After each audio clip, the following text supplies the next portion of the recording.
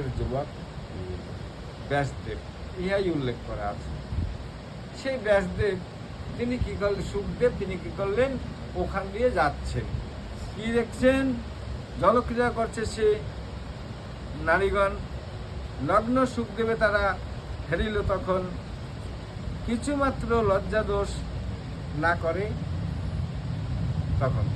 এই যে সুখদেব 16 বছরের যুবক নগ্ন হয়ে চলে যাচ্ছে, তাকে দেখে কিন্তু ওই রমণীগণ যারা স্নান করছিল তাদের কোনো লজ্জা বোধ কিচ্ছুই হলো না।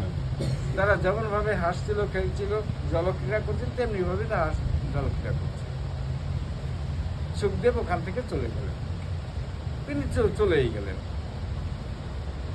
কিন্তু ওই সুখদেবের পিছে পিছে যখন ব্যাসদেব পুত্রকে ডাকতে ডাকতে যাচ্ছে, ওই সরোবরের পার দিয়ে রাস্তা, অতএব ব্যাসদেব যখন ওখানে এসে ওই পুত্র পুত্র চিৎকার মানে ডেকে ডেকে যাচ্ছেন, ঠিক ওই সময় রমণীগণ যারা স্নান করছিল তখন সরোবরে, তারা ওই ডাক শুনেই যার যার বস্ত্র নিয়ে অঙ্গ আচ্ছাদন আরম্ভ করে দিতে লাগে।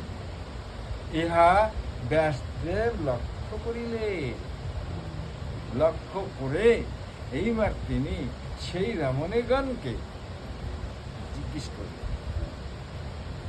বললেন, হে রূপবতীগণ, তোমরা তো মহাসুখে স্নান করতেছিলে, জলক্রীড়া করছিলে, তা আমার পুত্র 16 বছরের যুবক এখান দিয়ে হেঁটে গেল, তখন তোমরা যেমন জলক্রীড়া করছিলে তেমনই করতেছ, অথচ আমি একজন বৃদ্ধ, আমি তোমাদের কাছে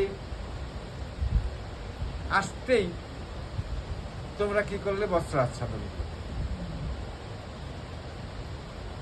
এই কথা জিজ্ঞেস করলে। সে শুনিয়া ব্যাসের কথা শ্রবণ করে সে সুন্দরী রমণীগণ যুবতীগণ বলছে, কি বলছে, ব্যাসের কথা শুনে বলছে যে দেখুন, আপনি হলেন আশ্রমী। সুখদেব তো আশ্রমী নয়। হ্যাঁ, আপনি আশ্রমী। কালকে না পরশুদিন হয়তো বলেছিলাম নাকি আমি কথাখানা বলেছিলাম মনে হয়, হ্যাঁ, যে আপনি আশ্রমী। আর সুখদেব আশ্রমী নয়। আশ্রমীদেরও কর্ম থাকে, সুখদেবটা আশ্রমী না, তাদের বিষয়ের তো কোনো লোভই নাই। অতএব যেহেতু আপনি আশ্রমী, সেই কারণে আমরা সুখদেবকে দেখে লজ্জা হয়নি। আশ্রমীর নারী নরে আছে ভেদক জ্ঞান, আশ্রমীর তো নারী এবং নরের সঙ্গে ভেদ জ্ঞান আছে। অতএব আপনি নারী এবং পুরুষ কি বস্তু আপনি ভালো করে জানেন, অতএব আপনাকে দেখে লজ্জা হওয়াটা আমাদের স্বাভাবিক। তাই তো আমরা এভাবে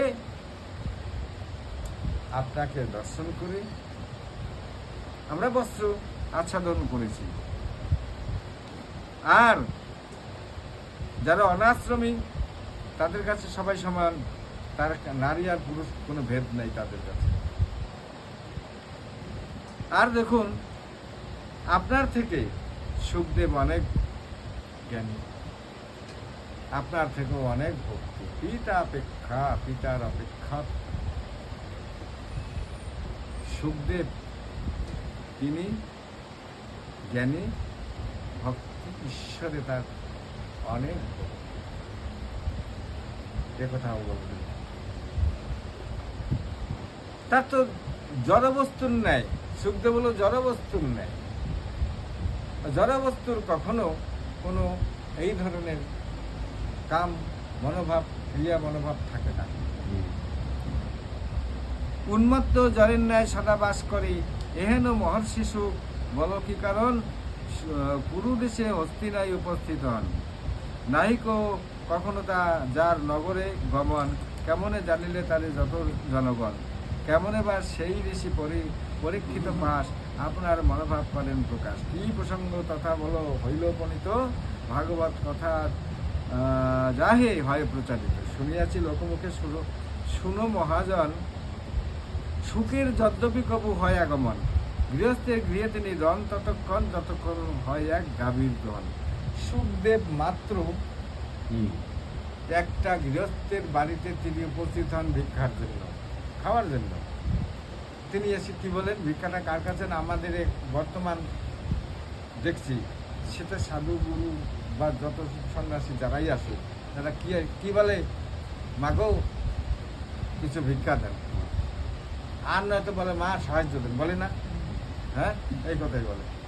কিন্তু সুখদেব তা বলেন না, তিনি গৃহস্থের বাড়িতে উপস্থিত হইবেন। যদি পুরুষ লোক থাকে তাকে বলেন ভগবান ভিক্ষাং দেহি, আর যদি নারী লোক থাকে তাকে বলবে ভগবতী ভিক্ষাং দেহি। হ্যাঁ, হে ভগবতী আমাকে তুমি ভিক্ষা দাও, কিন্তু তার কাছে ভিক্ষা চাইবেন, তার মুখের দিকে তাকাবেন না, তিনি উল্টো দিকে মুখ করে তার কাছ থেকে ভিক্ষা নেবেন। আর ভিক্ষাটা কি নেবেন, কি ভিক্ষা দিচ্ছেন তিনি, তোমার কাছে রান্না করা যা বস্তু আছে তাই দাও, ভাত দাও, ভাত দাও। যদি ভাত নাই তাহলে এমন কোনো খাদ্য বস্তু তোমার দিতে হবে যেটা আমি এখানে দাঁড়িয়ে খেয়ে যেতে পারি, কারণ তুমি চাল ডাল নিলে উনি নেবেন না, কেননা ওটা উনি রান্না করবো, তার তো রান্না করার কোনো সার সরঞ্জামই রাখেননি বা প্রয়োজন। তাই রন্ধনকৃত অন্ন বা ওই জাতীয় বস্তু তাকে ভিক্ষা দিবে, এবং তিনি সেখানে দাঁড়িয়ে খাবে, থালটা রেখে চলে যাবে, তোমার দিকে তাকাবে। এই হলো সন্ন্যাসীর বিধি। সুখদেব ছিলেন তেমন, তিনি কারো বাড়িতে এসে ভিক্ষা চাইবেন, কিন্তু সেই ভিক্ষা চেয়ে তিনি ততক্ষণই দাঁড়াবেন। কতক্ষণ দাঁড়াবেন ওই গৃহস্থের বাড়িতে? একটা গো দহন কাল পর্যন্ত। একটা গাভীর দহন করতে তোমার যতটুক সময় লাগে ঠিক অতটুক সময় তুমি অপেক্ষা করবে। সেই সময়টা উত্তীর্ণ হয়ে যাবে, উনি চলে যাবে, তুমি ডাকলেও আর তিনি ফিরবেন। হ্যাঁ, এই গোদহন কাল পর্যন্ত তিনি থাকবেন। তাহলে সৌরকমণি সত্যি জিজ্ঞেস করছেন যে এই সুখদেব যিনি মাত্র গোদহন কাল এক জায়গায় অবস্থান করেন, তিনি 1 সপ্তাহ কাল কি করে ভাগবত শ্রবণ করাবেন? এই প্রশ্নটি তিনি কার কাছে করলেন? সৌনক মনির প্রশ্ন জিজ্ঞেস করলেন কার কাছে? সুতের কাছে। এই কথা শ্রবণ করে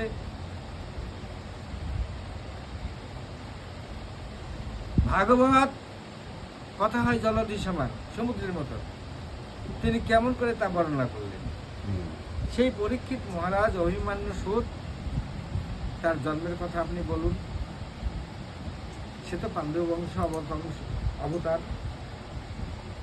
তিনি রাজ্য পাঠ পরিত্যাগ করে গঙ্গার পাড়ে এসে ওই যে সুখদেবের মুখে ভাগবত কথা শ্রবণ করেছিলেন, গঙ্গার পাড়ে বলছেন সম্ভবত প্রয়াগ, তিনি এই ভাগবত কথা শ্রবণ করেছিলেন।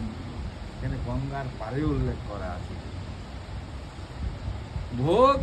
ভোগ তেজি অনশনে রাজা কি কারণে ছাড়িয়া সংসার মায়া ত্যাজেন জীবন। সংসার মায়া পরিত্যাগ করে তিনি গঙ্গার পাড়ে এক আসনে প্রবেশন করে ভাগবত কথা শ্রবণ করছেন, আর সুখদেব ভাগবত বর্ণনা করে যাচ্ছেন। শাসনের গুণে যার শত্রু অবনত অবস্থা, যিনি সদাচারী, যিনি তরুণ যৌবন, সবকিছু পরিত্যাগ করে তিনি যে অচলা ভক্তির দ্বারা তিনি ভাগবত কথা, ভগবানের প্রতি অচলা ভক্তির দ্বারা ভাগবত শ্রবণ করছেন, অমঙ্গল তার কিসে হয় মহাবতী? আবার অমঙ্গল হবে কেন তার? এটা কে জিজ্ঞেস করছেন? সুতের কাছে সৌনক মুনি জিজ্ঞেস করলেন। নাহি হেন প্রথা কবু তেজিয়া জীবন, পরের মঙ্গল করে করই সাধন, তবে কেন পরীক্ষিত হয়ে ভক্তিবান, সংসার বাসনা ছাড়ি তেজিলেন প্রাণ। অসংখ্য লোকের যিনি আশ্রয়ের স্থল, কি কারণে ত্যাগ করি এই ধরাতল। আমার আপনার কাছে এটা শোনার ইচ্ছা, আপনি আমাদের কাছে সেই কথাগুলি বলুন। বেদ ছাড়া আর যত শাস্ত্র আছে, এই সব শাস্ত্রগুলি তো আপনি জানেন। সৌনকের মুখে এসব শুনে ধীরে ধীরে সৌতমণি তখন বলিতেছেন, শুনো মণিগণ, আমি বলছি তোমাদের, দেশের যে জন্মকথা অত্যন্ত মনোহর। 2 যুগ গত হলে তৃতীয় দাপরে মহাজ্ঞানী ব্যাসদেব জন্মলাভ। বসুর নন্দিনী ছিল সত্যবতীর নামে, তার তুল্য কেহ নাই ছিল ধরাধামে। পরাশর সহ তার হয় পরিণয়, তাহাদের পুত্ররূপে ব্যাস জন্ম হয়। একদা প্রভাতকালে ব্যাস ভগবান সরস্বতী নদী জলে সমর্পিয়া স্নান। আহ্নিকাদি শেষ করি অতি শুদ্ধ মনে, বদরিকা আশ্রমে বসে ছিলেন নির্জনে। বদরিকা আশ্রমে আজকাল যে বদরিকা আশ্রম যায় লোকে,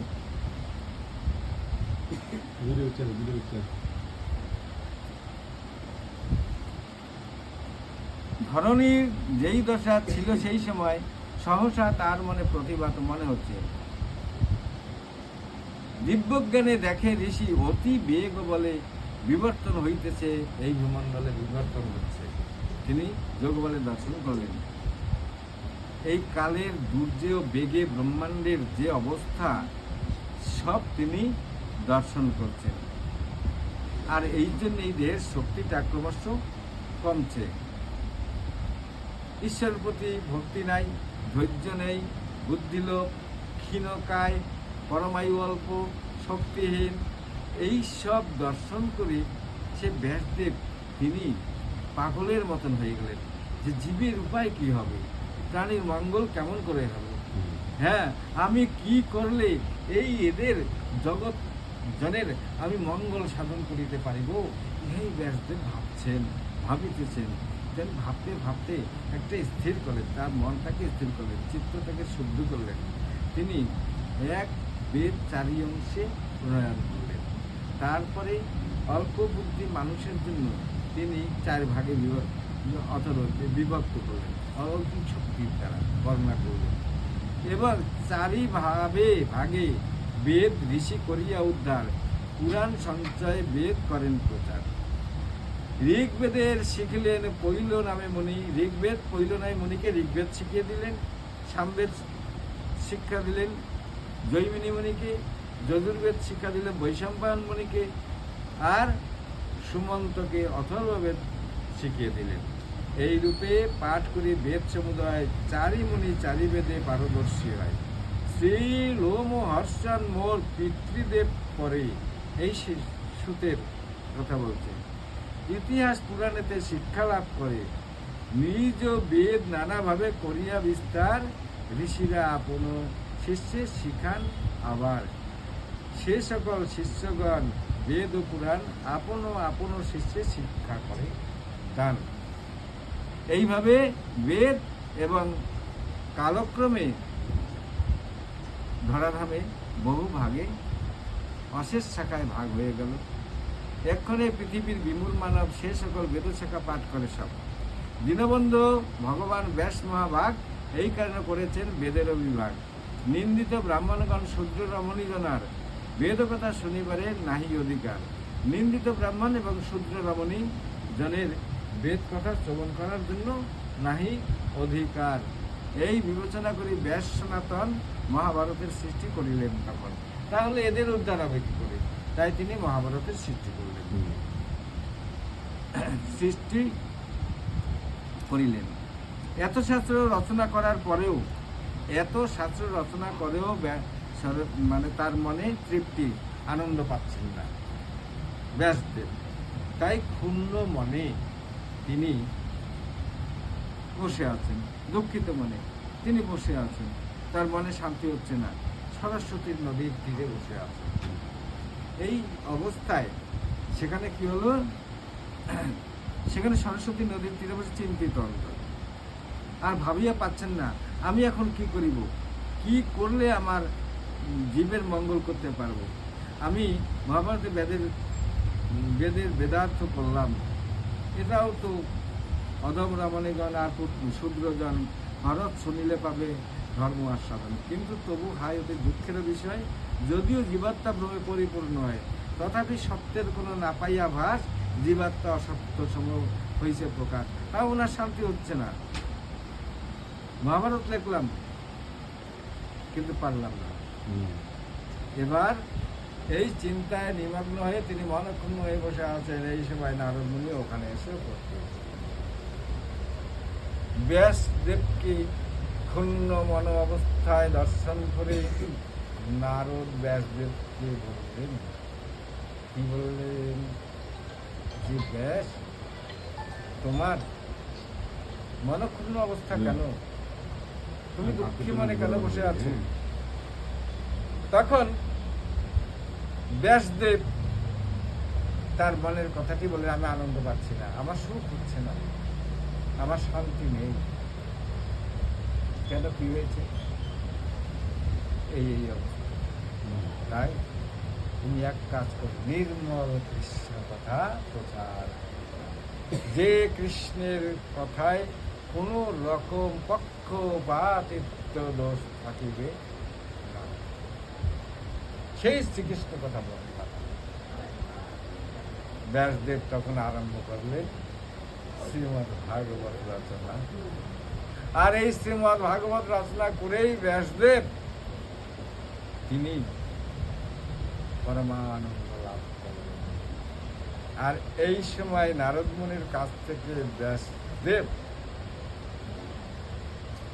যে মন্ত্র গুরুদেব আপনার কর্ণে আমার কর্ণে দিয়েছেন, সেই 2 অক্ষর মন্ত্র ব্যাসদেব